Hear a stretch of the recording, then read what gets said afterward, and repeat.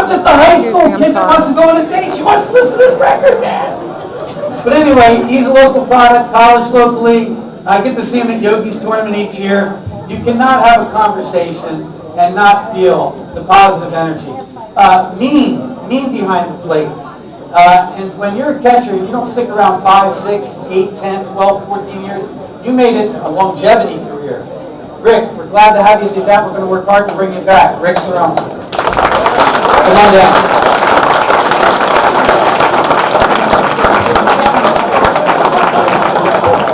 If any of you have met this guy tonight, yes, he was a Major League pitcher, pitched in the American League, pitched in the National League. But if you had that show Sopranos, and you had those voices come at you, then you knew you spoke to him. But he was filled with competitiveness on the mound. And you knew that he had that uniform on, because when he was on the mound, he left nothing on that mound. And when he plays golf, he's the same way. When he's joking with whoever he's talked to tonight, he's a Jersey boy, and we will never have an event and not have former Major League pitcher Ralph Cinderella at it. Ralph, come on down. We love you, man.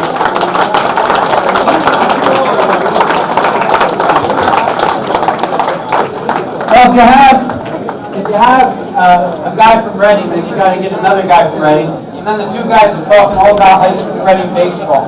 So I'll announce these guys back to back. But this guy left the area and went up to the major leagues with the St. Louis Cardinals. And some of you may remember in the 1960s, St. Louis was in World Series 64. Back to the World Series again. They asked Roger to come back again, another World Series. And what Steve Braun was to the Cardinals in the 80s, this guy was to the Cardinals and the Phillies in the late 60s. Hometown area guy, Reading guy, still living in the area. Thanks for coming out. We always appreciate your support. Doug Clemens. All right. You have to go out in alphabetical order, because if Doug's going to sit in that chair, then this guy has to sit in the next one. Some of you know that this player said, I want to work hard and earn that when I walk down the street, somebody looks at me and says, there's the greatest hitter that ever lived. Well, let me tell you, there were 7 other starters on that team. There was a catcher in the early 50s named Matt Batts, and it went through Pesky, went through generation. This guy didn't just play. Then he stayed in the game after being a starter year after year as a scout. I can't tell you unless you walk up to him, but it's not 20, 30 years in the game. He made a lifetime of only earning an income through being involved in Major League Baseball. And if Clemens comes on down, then you got to get the other Reading guy. Come on down, Red Sox. Boston Red Sox. Nick Turner.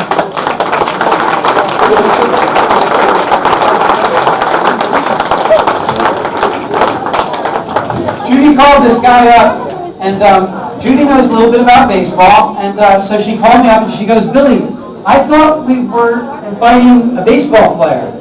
And I said, we are. And she goes, well, he told me his name is Big Al.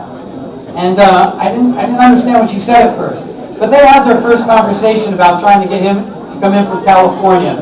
And he told Judy that he was a singer, and his name was Big Al Downey. By the Trenton, New Jersey to Muhlenberg, back down to the New Jersey area, 20-game winner with the Yankees, comes back and wins 20 games again, World Series veteran. This guy represents our area strong. Flew 3,000 miles to be here tonight. Give it up for Al Downey.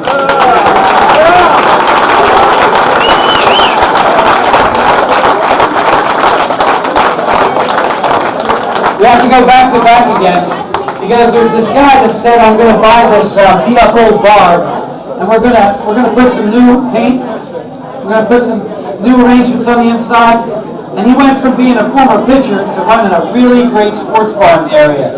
And what was great as a baseball fan is when you walked in his bar, oops, I'm sorry.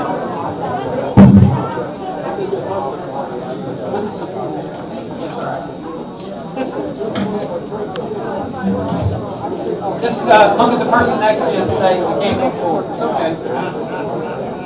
I got teenagers that know that I won't bend. If I don't bend for them, I can't bend. I'm sorry. Don't take it personal.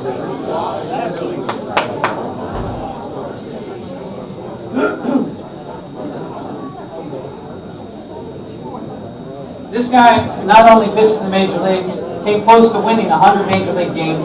He has a lot of these firsts. First pitch at Shea, first strikeout at Shea, first a lot of thing at Shea. But he came to our area and invested in our area. He gave people jobs. And he also talks a lot of baseball, plays a lot of golf.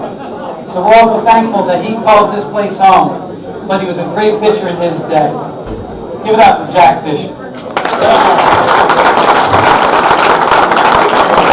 And as Jack makes his way down here, I'm not going to introduce Jack without introducing the same buddy right next to him.